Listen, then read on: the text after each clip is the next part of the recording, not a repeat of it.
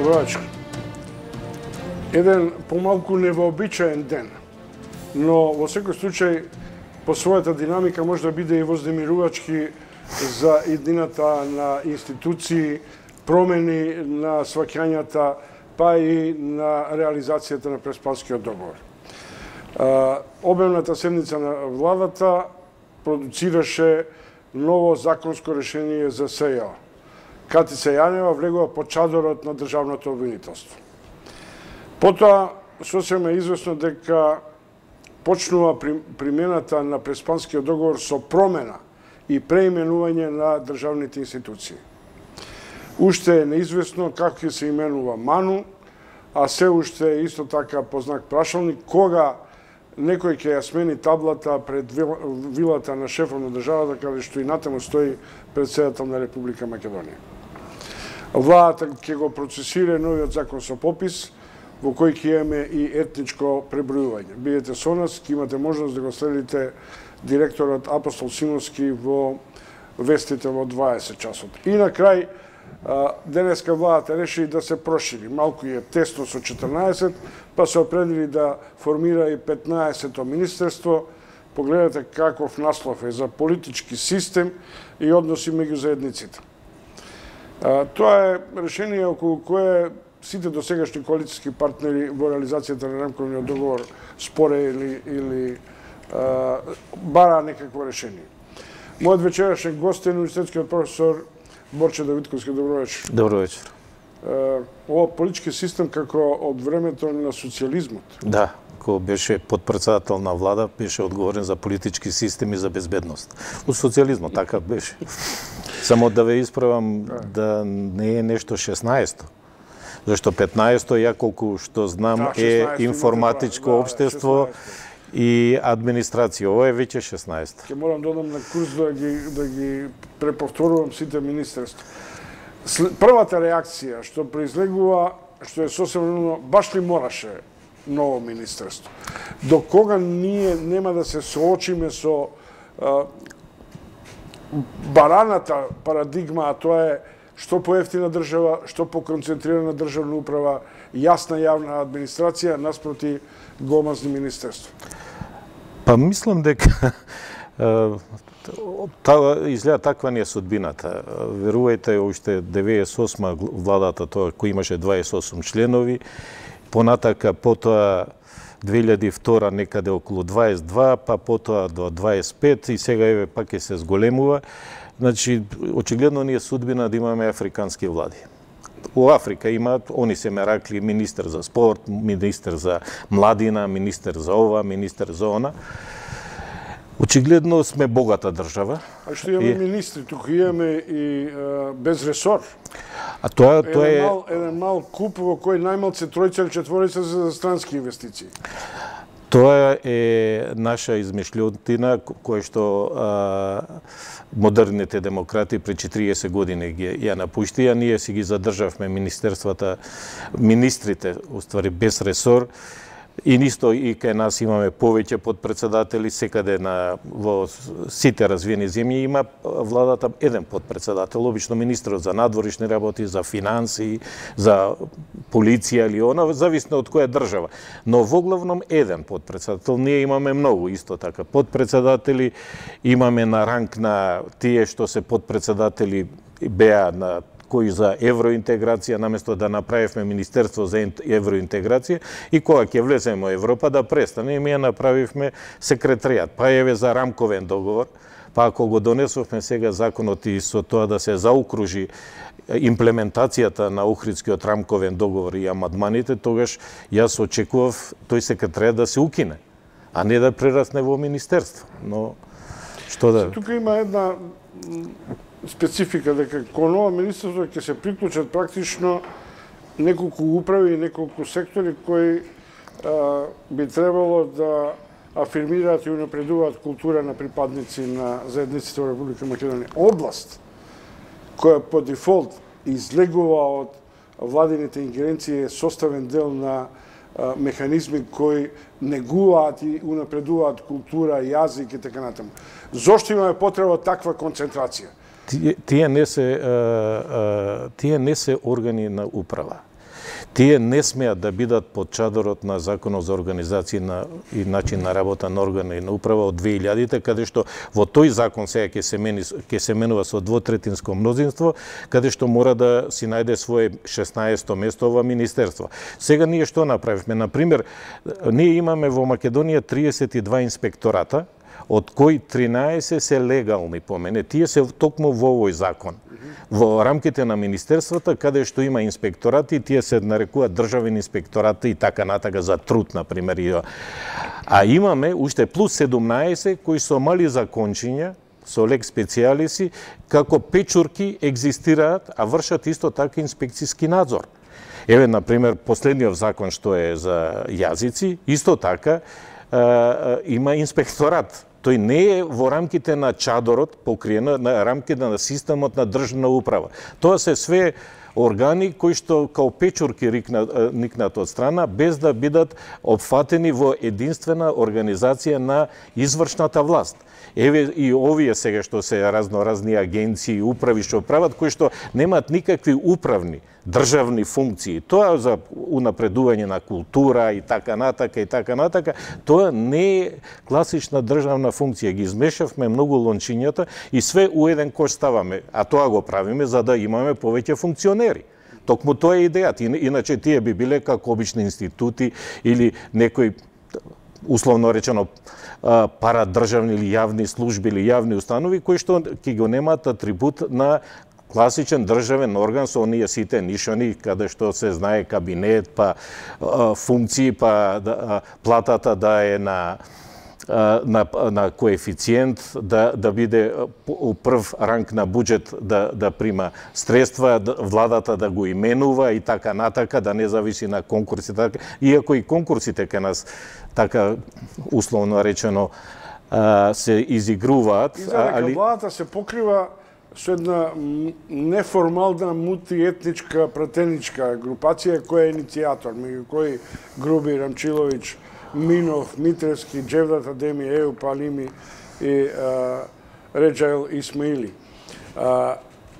Што би требало да ја направи ова мултиетничка композиција. Но секој министерство има своји извршни одлуки.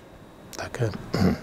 Какви одлуки ќе носи ова министерство за политички систем и за односите меѓу заедниците? Па токму тоа сакав да кажам, ние да не држам се предавање досаден знам кога има принципи врз основа на кои мора да се заснива секоја управна организација. Тие се принципи кои што тоа за да биде дали еден ресор министерство, дали да биде инспекторат, дали да биде управа и така натака, мора да имаат одредени специфични ингеренции. Ова кај нас е вештачка творба каде што ние правиме формално министерство без државни ингеренции. Само нази, али битно е ќе има министер, па нормално ќе има заменик министер и ќе има целата инфраструктура што следува на еден орган. Прескапа работа е за нас. Ние не сме толку богата држава. Кога е на Англија кабинетот едва 13 ресори, кабинетот англиски, ние идеме со 16 ресори, значи 16 министри, а членови на влада се 27-8 со све замениците, овие што се без портфелј, условно речено, министри и така натака. Тоа не може. Например, во развиените земји, оној што е за евро, оној што е за странски инвестиции, тој доаѓа на влада само кога владата расправа за странски инвестиции. Он не е кабинет. Кабинетот се најклучните министерства. Нема што он да бара. Кој што не е надлежен. Во еден период се размислуваше за таа варијанта на еден потесен и поширок состав на влада. И кабинет кој ќе има оперативни извршни функции и креирање на политика. Овој другиот да биде, како вие велите, part-time. Не, например, ние премногу е политика влезена во стручни работи, односно во извршна власт која што не трпи политика, да се разбереме. Ние формално, друго е министерот е креирање на политика, но министерствата се се крвотокот кај што утврдената политика, законите се спроведува токму тие професионалците. Например, во Англија имаме перманентни министри, а ние имаме заменици министри кои што ги избира собранието, како што и министерот. И сега правиме пазар. Еден од една политичка партија, другиот од другата политичка партија, се со цел да се задоволат партиските интереси, без да се води сметка за ефикасноста на тоа министерство. Например, тие перманентни министри во Англија, тие го обезбедуваат континуитетот од една во друга власт. Една ќе дојдат лабористите, па ќе дојдат конзервативците, па ќе дојдат други, тие се перманентни. Кај нас би требало да бидат државните секретари, тоа треба или помошник министри. Шефовите на администрација. Едно време ние многу лошо ги преведуваме помошник министар, например, кој што е и во Франција, исто тие се постојни депути. Ние си го преведуваме како заменик и ние тоа е политичка функција. И сега си ги ставиме министар со кабинет, заменик министар со кабинет, овој со кабинет. И сега у старт вие имате 30 луѓе кои што доаѓаат со политиката. А кај се извршителите? Ние треба стручноста и компетентноста кај извршителите. Ова е креирање на политика. Он не сме кај нас министар се подпишува, гледам сега дале договори, 20 договори за издавање на земјоделско земјиште под закуп, министерот го подпишува договор, па после им е кој ќе се смени власта, некој ќе се чудат зашто ќе ги затварат како ви од претходната власт од земјоделие што ги затвара. Па тоа си има државен службеник кој што ќе види кој исполнува услови, не, тој ќе го подпише договор. Зашто овој мора да се, али сликањето е битно валјда, афирмацијата. Не знам, сами си ја тражиме белјата со други зборови. Професор, имам впечат дека правен факултет од налетите на средство или јадро за регрутирање кадри дека се сега во немилост. Па не, тоа значи дека премногу им пречите или премногу слобода си земате во научната мисла?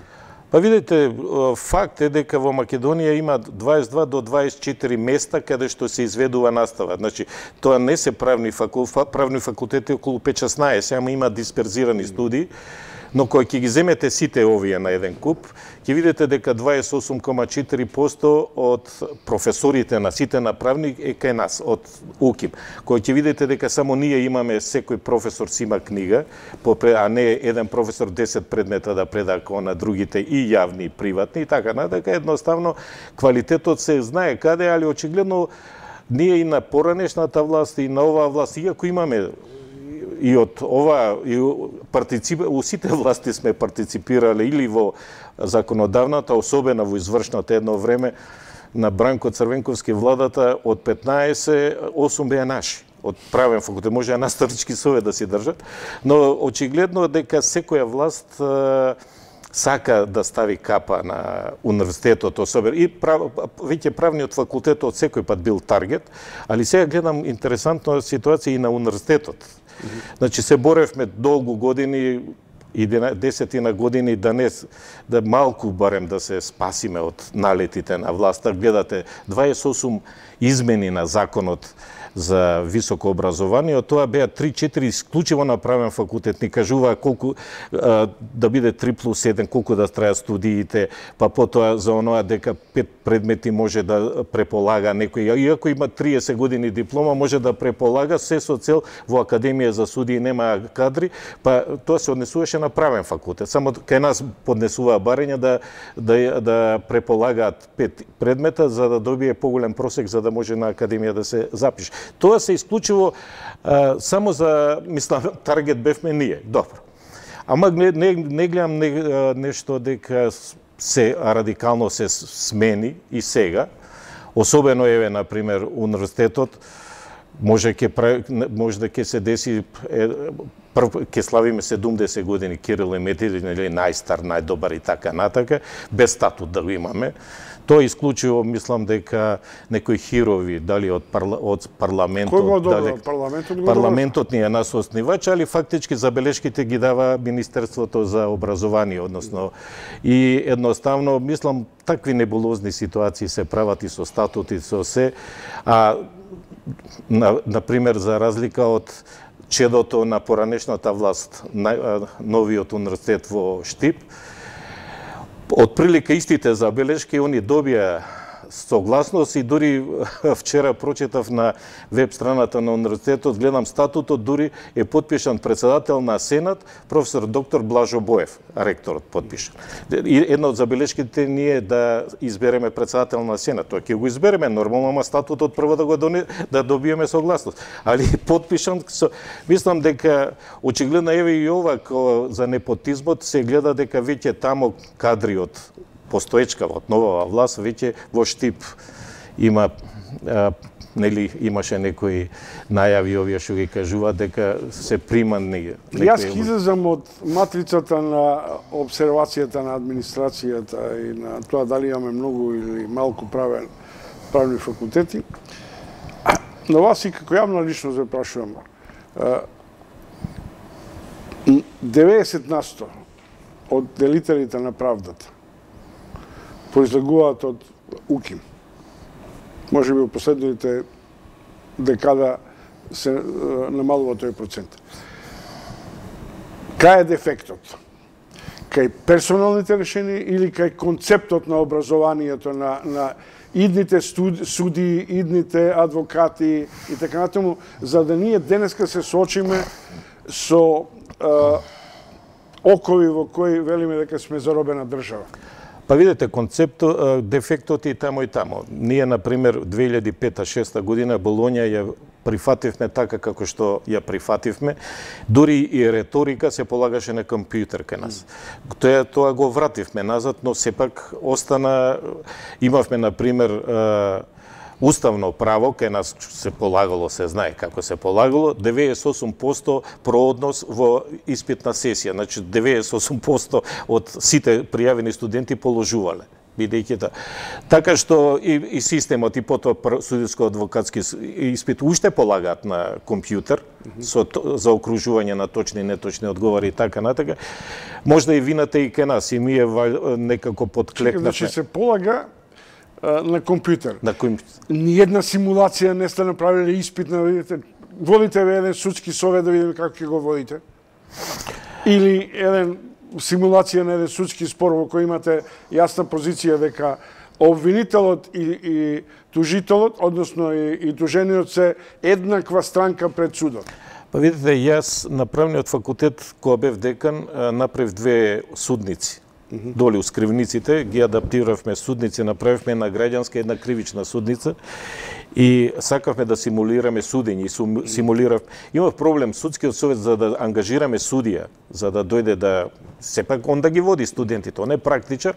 Судскиот совет не ми ги даваше тие суди кои што јас ги барав. И он рече не сте вие како викам, па ја го барам тој и тој судија, пошто знаеме елоквентен, не може да им објасни на студентиве, едноставно може да води процес, не он кој ќе ми го даде.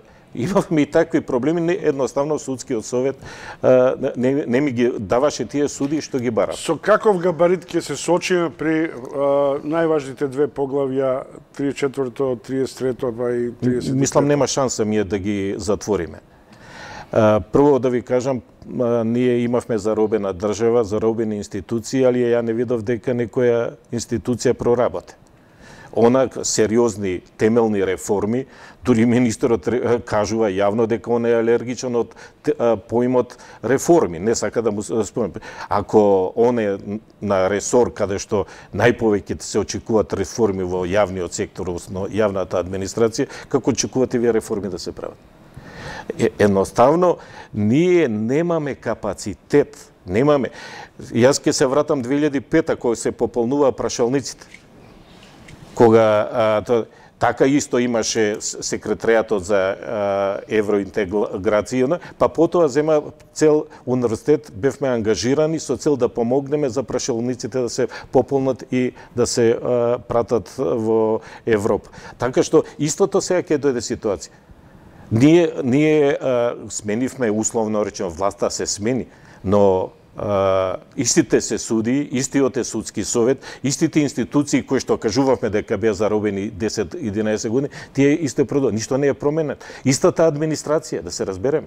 Ниеден не е отпуштен од администрација. Само нови сега со ова, условно речено, со непотизам, што кажувам. Иначе, истите се луѓе. Ако тие тоа биле заробено, сега како вие очекувате да тие да не извлечат и да идеме во Европа и така натаму? Се има малку парадокс.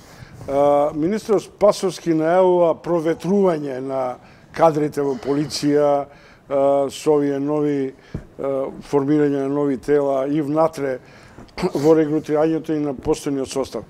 А таа логика на ретестирање ја немаме кај другите министерства.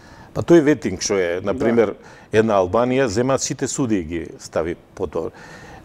Ние ако сакаме вистинска реформа во администрација, ние требаше сите, без разлика кој, не едно тестирање само да се направи едно тестирање, па дури и на судиите. Не значи дека он судија па дека му е загарантирано со устав и доживотно ќе биде. Ако не исполнува одредени услови, ако има елементарни незнаења, а очигледно имаат некој или обвинители, зошто да не се направеше едно тестирање да се направи? Ако треба и од надвор, од странство да дојдат експерти.